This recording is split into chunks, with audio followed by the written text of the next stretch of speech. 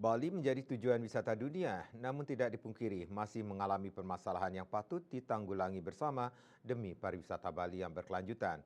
Blueprint diperlukan terkait permasalahan yang dihadapi pariwisata Bali. Goodwill. Anggota Komisi 1 DPRD Kabupaten Badung Wayan Puspanegara mengatakan, proyeksi pariwisata Bali pada tahun 2025 ada 4 catatan permasalahan yang masih dihadapi pariwisata Bali, yakni infrastruktur yang tidak berkembang, seperti kabel semrawut, pedestrian, jalan, dan aksesibilitas yang masih belum memenuhi standar layaknya destinasi internasional di beberapa titik.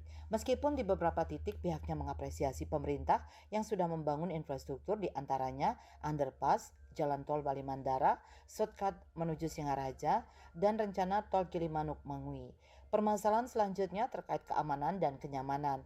Meski demikian, tetap apresiasi kepada pihak keamanan, dalam hal ini Polda Bali, dalam penanganan keamanan di Bali.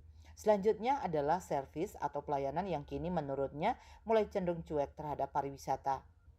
Selanjutnya adalah servis atau pelayanan yang kini menurutnya mulai cenderung cuek terhadap wisatawan.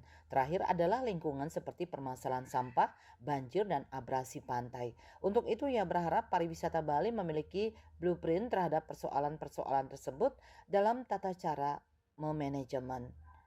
Sebenarnya harapan kita minimal kita memiliki blueprint terhadap keempat persoalan-persoalan ini dalam tata cara memanajemennya. Seperti bagaimana memanajemen sampah, memanajemen keamanan di destinasi, memanajemen infrastruktur, dan memanajemen keamanan dan kenyamanan kita. Nah, khusus di sektor keamanan dan kenyamanan, Pak Man, bahwa kita sudah biasa berhadapan dengan wisatawan. Sebenarnya di tahun 70 kita sudah terbiasa. Tapi persoalannya adalah wisatawan juga mengalami perilaku yang aneh-aneh ketika datang ke sini.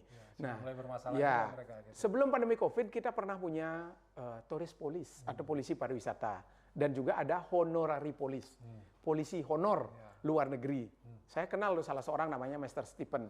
Itu orang asing. Orang asing. Ya, kalau orang asing jadi polisi di negara kita, honorary police, budayanya kan sama dengan budaya orang asing yang datang, sehingga mereka akan lebih mampu berkomunikasi. Kedua, habit mereka bisa sama, sehingga mereka malu gitu. Lah, kok ada turis dari negara saya di sini, dari polisi dari negara saya kan gitu. Nah, sehingga terjadi habit yang bisa diselaraskan.